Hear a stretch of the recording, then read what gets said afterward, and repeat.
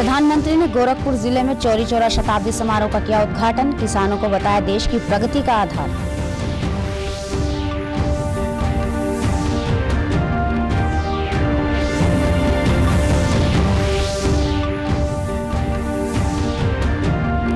स्वास्थ्य मंत्री अनिल विज ने गुरुग्राम में वैक्सीनेशन के दूसरे चरण की शुरुआत की।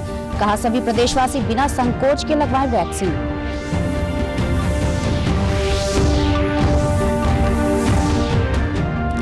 दूसरे चरण में पंचकुला में पुलिस महानिदेशक और पुलिसकर्मियों ने लगवाई कोरोना वैक्सीन। डीजीपी ने कहा कोरोना काल में पुलिस के प्रयासों को राष्ट्रीय स्तर पर मिली पहचान।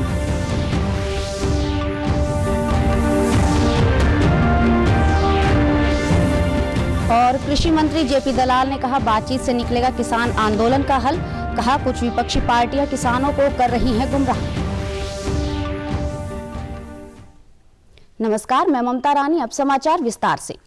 प्रधानमंत्री नरेंद्र मोदी ने आज वीडियो कॉन्फ्रेंसिंग के माध्यम से उत्तर प्रदेश के गोरखपुर में चौरी चौरा शताब्दी समारोह का उद्घाटन किया। इस अवसर पर उन्होंने चौरी चौरा को समर्पित करते हुए एक डाक टिकट की भी जारी किया। प्रधानमंत्री ने कहा कि आज भारत खुद कोरोना की वैक्सीन बना रहा है और दुनिया के बड़े बड़े देशों से भी तेज गति से टीकाकरण कर रहा है। उन्होंने कहा कि भारत मानव जीवन की रक्षा के लिए दुनिया भर को वैक्सीन पहुंचा रहा है, जिससे हमारे स्वतंत्रता सेनानियों की आत्मा को गर्व अनुभव होता रहेगा। दुनिया के बड़े बड़े देशों से भी तेज गति से टीकाकरण कर रहा है। जब भारत मानव जीवन की रक्षा को ध्यान में रखते हुए दुनिया भर को वैक्सीन पहुंचा रहा है, दे रहा है, तो हमारे स्वतंत्रता सेनानियों को जहां भी उनकी आत्मा होगी जरूर गर्व महसूस होता होगा। साथियों, इस अभियान को सफल बनाने के लिए अभूतपूर्व प्रयासों की भी जरूरत है। इन भगीरथ प्रयासों की एक झलक हमें इस बार के बजट में भी दिखाई देती है। समारोह के दौरान प्रधानमंत्री ने कृषि जगत की प्रशंसा करते हुए कहा कि महामारी की चुनौतियों के बीच हमारा कृषि क्षेत्र मजबूती के साथ आगे बढ़ रहा है और किसानों ने रिकॉर्ड उत्पादन करके दिखाया है। उन्होंने कहा कि हमारा किसान अगर और सशक्त होगा तो कृषि क्षेत्र की प्रगति और तेज होगी।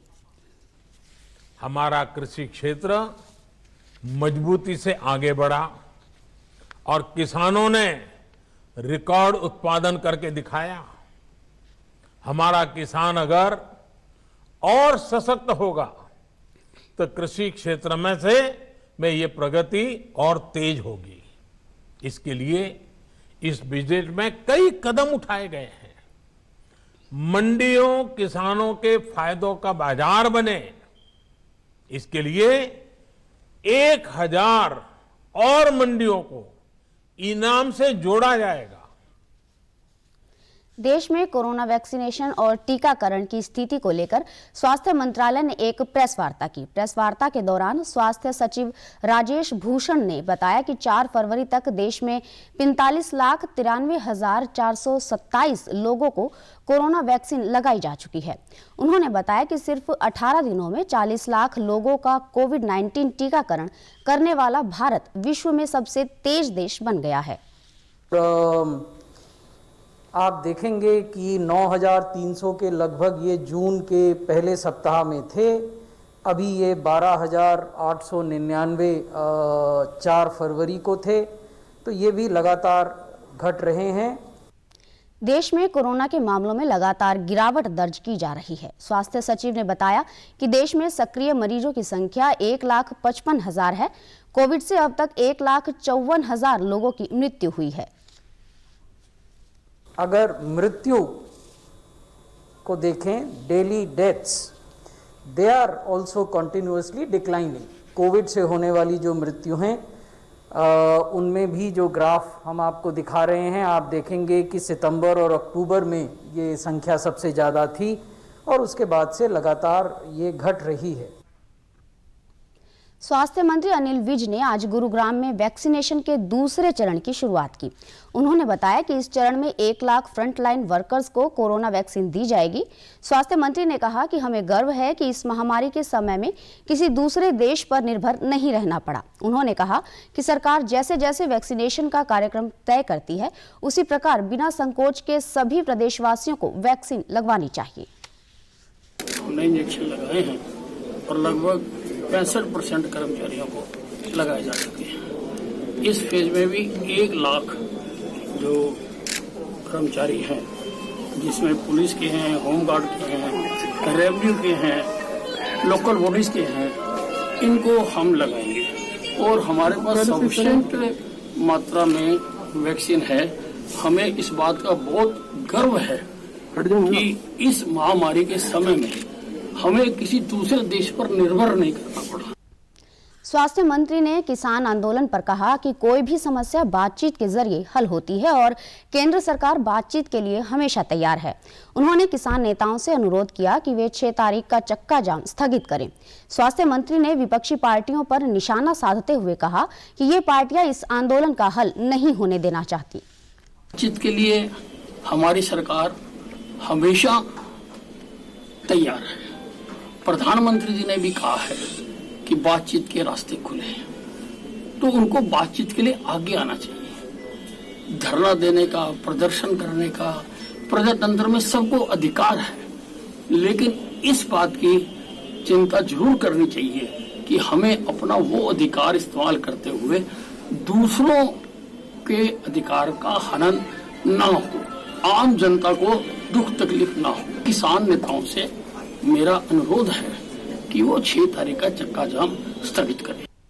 कोविड-19 टीकाकरण अभियान के दूसरे चरण में आज फ्रंटलाइन पुलिस कर्मियों का वैक्सीनेशन किया गया। इस दौरान पुलिस महानिदेशक मनोज यादव सहित हरियाणा पुलिस के अन्य फ्रंटलाइन वर्कर्स को टीका लगाया गया।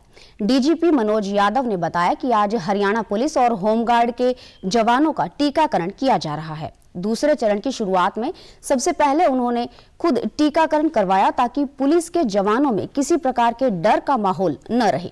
उन्होंने बताया कि कोविड टीकाकरण पूरी तरह से सुरक्षित है।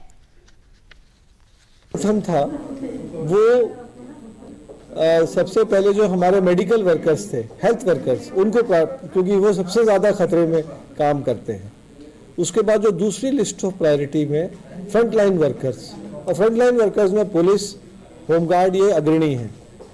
तो ये इसकी आज शुभारंभ हुआ है और मैंने हरियाणा पुलिस परिवार के मुखिया के रूप में मैंने पहल करते हुए सर्वप्रथम पुलिस अधिकारी हूँ जिसको टीका लगवाने का। उसका मकसद ये है कि एक मैसेज देना तमाम पुलिस फोर्स को और तमाम नागरिकों को ये वैक्सीन सुरक्षित है और 40 लाख से ज़्यादा लोगों को देश में ये टीकाकरण हो चुका है और इसको देश को कोरोना मुक्त कराने में ये वैक्सीन का बहुत भारी योगदान रहेगा।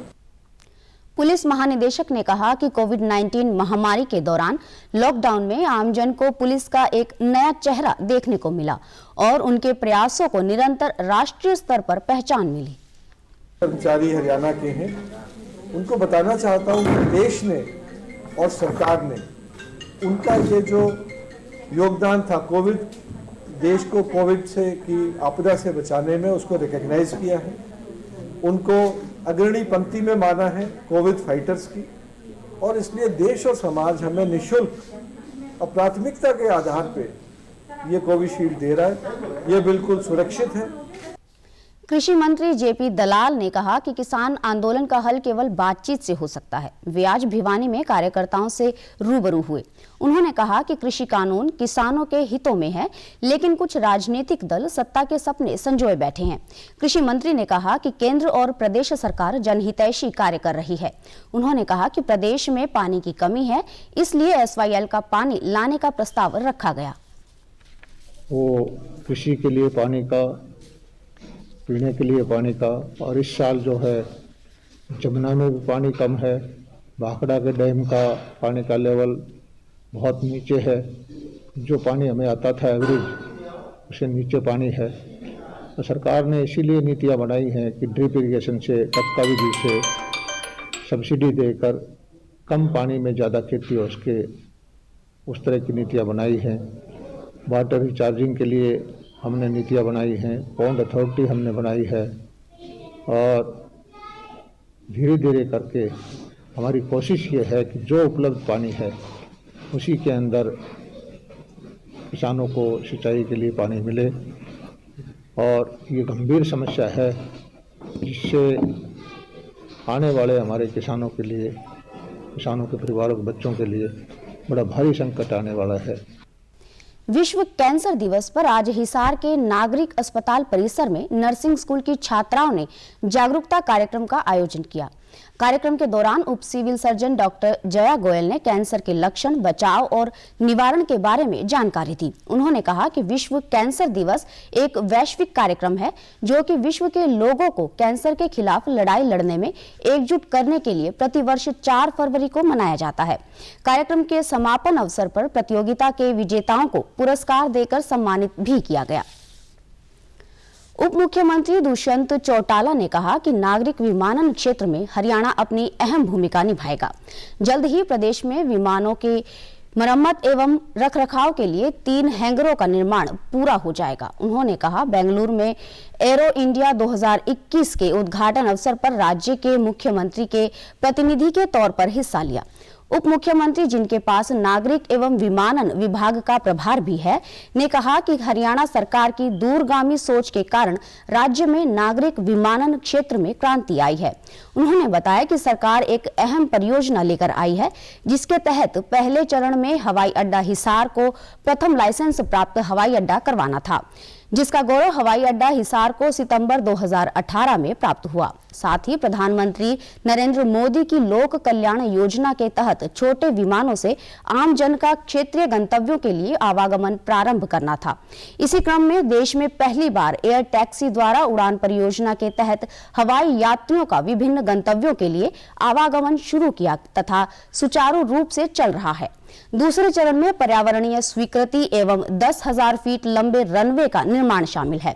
इंटीग्रेटेड एविएशन हब बनाने के लिए पर्यावरणीय स्वीकृति प्राप्त कर ली गई है और रनवे बनाने का कार्य तीव्र गति से प्रारंभ हो चुका है।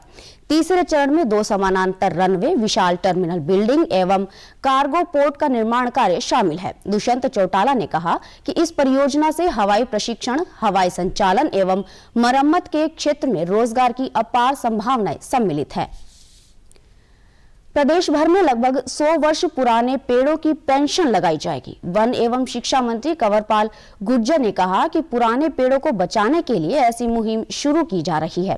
उन्होंने कल यमुनानगर में राज्य स्तरीय विश्व वेटलैंड दिवस के अवसर पर हथिनी कुंड बैराज में पौधारोपण किया। उन्होंने बताया कि प्रदेश भर में पुराने पेड़ों को बचाने की योजना बनाई जा रही है।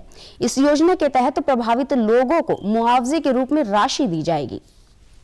तो जैसे कोई 100 साल का पेड़ है, इस प्रकार के जो पेड़ हैं जो एक फीलिंग देते हैं, तो उनकी हम सोच रहे हैं कि उनकी हम पेंशन लगाने की सोच रहे हैं, या वो जो उस पर एक जो नुकसान होता है उस व्यक्ति को उसका मुआवजा लगाना, उसका देना, तो एक पेंशन टाइप हम उसको चलाना चाहते हैं। वो स्कीम हमने बनाई है अभी भी, तो वो उसकी स्वीकृति के लिए भी जाएगी मुख्यमंत्री के पास, उसके बाद विचार करेंगे, क्योंकि उसकी एक बड़ी जरूरत है। तो वैसे भी आपने को बहुत पुराने पेड़ देखे होंगे ना, तो आपको भी एक फीलिंग अलग से आती है उस पेड़ में देखने के बाद ना। हर आदमी को जब उस इतने पुराने पेड़ को देखता है तो उसकी एक अलग फीलिंग, मतलब अच्छी सी फीलिंग उसके बाद आती है।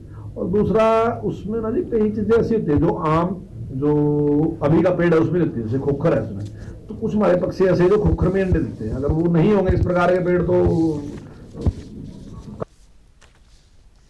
सिरसा के अतिरिक्त उपायुक्त उत्तम सिंह ने बताया कि जिन परिवारों के परिवार पहचान पत्र बन चुके हैं और जाति वेरिफिकेशन नहीं हुए हैं, उनकी अब पटवारियों द्वारा फिजिकल वेरिफिकेशन की जाएगी और पोर्टल पर डाटा अपलोड किया जाएगा। इस कार्य को पूर्ण करवाने के लिए पटवारियों को प्रशिक्षण भी दिया जा रहा है। उन्होंने बताया कि सरकार के निर्देशानुसार परिवार पहचान पत्र बनाने का कार्य जारी है। जिले में 80% से अधिक परिवारों के पहचान पत्र बन चुके हैं और सरकार की अधिकांश योजनाएं परिवार पहचान पत्र के साथ जोड़ दी गई हैं। अंत में इस बुलेटिन के मुख्य समाचार एक बार फिर। प्रधानमंत्री ने गोरखपुर जिले में चौरी चौरा शताब्दी समारोह का किया उद्घाटन। किसानों को बताया देश की प्रगति का आधार।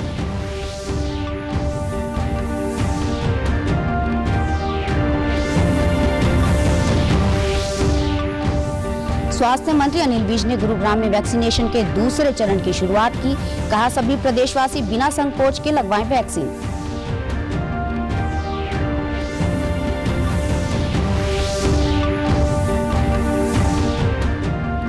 दूसरे चरण में पंचकुला में पुलिस महानिदेशक और पुलिसकर्मियों ने लगवाई कोरोना वैक्सीन। डीजीपी ने कहा, कोरोना काल में पुलिस के प्रयासों को राष्ट्रीय स्तर पर मिली पहचान।